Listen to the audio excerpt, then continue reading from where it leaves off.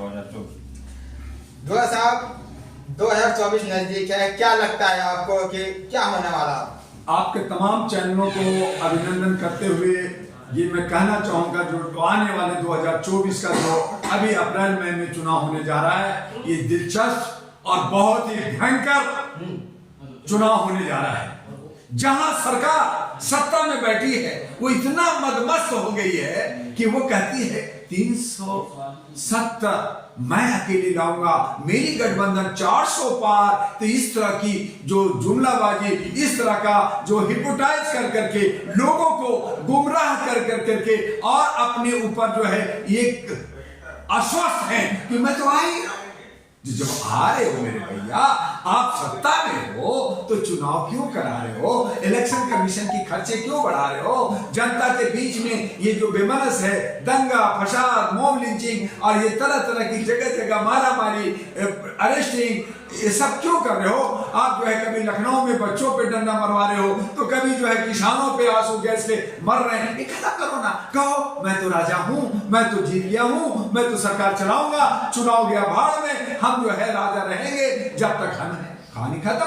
तो फिर ये जो 2024 का चुनाव है, जनता जाग गई है, जनता समझ गई है, जनता जागरूक हो गई है, जनता चुपचाप बैठी है। जब वोटिंग पड़ेगी ऐसी मार पड़ेगी कि सरकार भी सोच में पड़ जाएगा कि मैंने तो ऐसा सोचा ही नहीं था। ये आ रहा है वक्त 2024 के चुनाव में, जहां विपक्ष बिखर गया है, जहां विपक्ष कमजोर हो गया है, वो विपक्ष भी ताकत दिखाएगा। और जो इंडिपेंडेंट है, छोटी छोटी पार्टियां हैं, हमने कहा है ऐ भारत के वासियों, तुम जितने भी कॉर्पोरेट हैं, जितने भी पुराने लोग हैं, जितने भी घमंडी लोग हैं, वो चाहे पक्ष में हो या विपक्ष में, उन तमाम को हरा के अपने क्षेत्र के नौजवानों को वोट दो, नौजवानों को जनप्रतिनिधि बनाओ और इन तमाम को एक बार सबक सिखा दो कि जनता जनार्दन है, जनता का वोट, जनता का जो मत है, जनता का जो हम गुप्त मतदान देते हैं, उसकी कीमत है। तुम उसकी चोरी करोगे, तुम उसकी डकैती करोगे, तुम ईवीएम में चोरी करोगे, ईवीएम हटाओ, बैलेट लाओ, कि हम लोग लगातार 2 साल से मांग कर रहे हैं। और आने वाले वक्त में ये जरूर इलेक्शन कमीशन को और सुप्रीम कोर्ट को संज्ञान लेना पड़ेगा और उनको ईवीएम मशीन हटाना पड़ेगा और बैलेट से वोट चुनाव होना पड़ेगा। और नहीं करेंगे तो जनता सड़कों पर आएगी, जनाक्रोश होगा, एक गृह युद्ध का स्थिति बन जाएगी और उसके बाद जनता बताएगी कि किसको पसंद करती है और किसको नहीं पसंद करती है। जिस तरह से ये धर्म और कर्म में, हिंदू और मुस्लिम में नफरत की राजनीति को फैला करके ये जो राजनीति कर रहे हैं, ये राजनीतिक नहीं है, ये देशद्रोह का काम कर रहे हैं, ये हमारे लोकतंत्र को खत्म करने की बात कर रहे हैं, ये हमारे संविधान को खत्म करने की बात कर रहे हैं। और इसके लिए हमारे जो 65 करोड़ नौजवान हैं, जो समझ बुद्धिजीवी लोग हैं, ये जाग गए हैं, लोग जाग गए हैं और इसको सबक सिखाएंगे। और आने वाले दिन में हमने अहरा नेशनल पार्टी को इसीलिए सामने लाया, मैं नहीं लाना चाहता था, लेकिन मानवीय मूल्यों के आधार पे,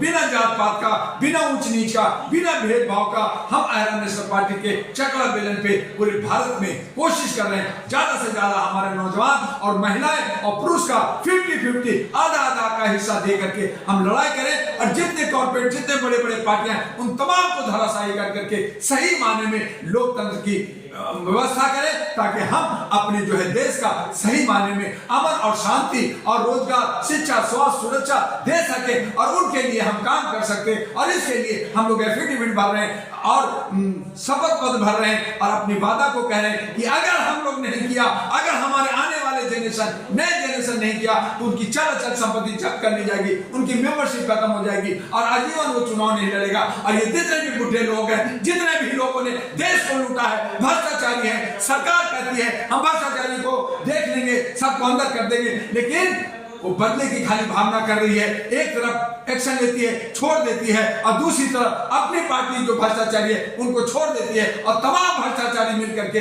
सिर्फ 10-12 लोग मिलकर करके हमें समझ रखा है कि गली का मैं कुत्ता हूं। तो मैंने कल कहा था कि हाँ, डॉक्टर दुआ गली का पालतू कुत्ता है जो भौंकता रहता है लेकिन काटता नहीं है। तुम जंगली कुत्ते हो जो हमें काटना चाहते हो, लेकिन जिस दिन ये गली के कुत्ते सब जमा हो जाएंगे, उस दिन हम देखेंगे कि जंगली जो है कुत्ते क्या कर लेता है। हम बब्बर शेर बनना चाहते हैं और बन के दिखाएंगे। आप अपने को बब्बर शेर कह रहे हैं, लेकिन हम कुत्ता हैं, हम भोग रहे हैं। आज हमारी औकात नहीं है और डंडे से मुझे मार के डरा के भगा देते हो, लेकिन जिस दिन हम जमा हो जाएंगे और जो आपने टुकड़े टुकड़े गैंग कहा है, जो हमारे बहुत से को कमजोर कहा है, वही आपको जवाब देगा।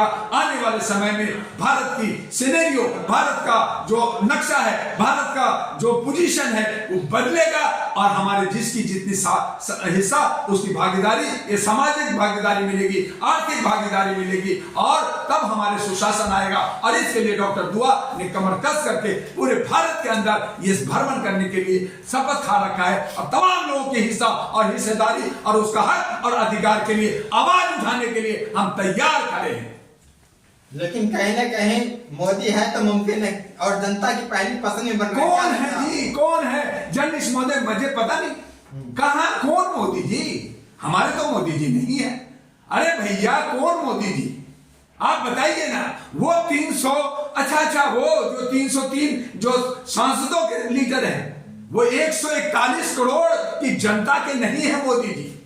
वो जो है 330 का, जिसको लोगों ने 30% वोट दिया और 70% वोट नहीं दिया, उसकी बात तो नहीं कर रहे हैं। हमने सुना है, जानता नहीं हूं मैं कौन मोदी जी। हमने तो नीरव मोदी, हमने तो उसको मोदी, हमने तो काला जिनमें करोड़ों अरबों रुपए लेके देश से विदेश लेके गया, ऐसे कुछ सुना है। और भी हमारे बहुत सारे दोस्त हैं मोदी जी। आप किस मोदी की बात कर रहे हैं? आप अगर जो सुना है अगर उसकी बात कर रहे हैं तो वो जो है 330 जो है सांसदों के लीडर हैं, वो हमारे जनता के 141 करोड़ के जनप्रतिनिधि नहीं है। और 141 करोड़ जो जनता है वो अपना हक और अधिकार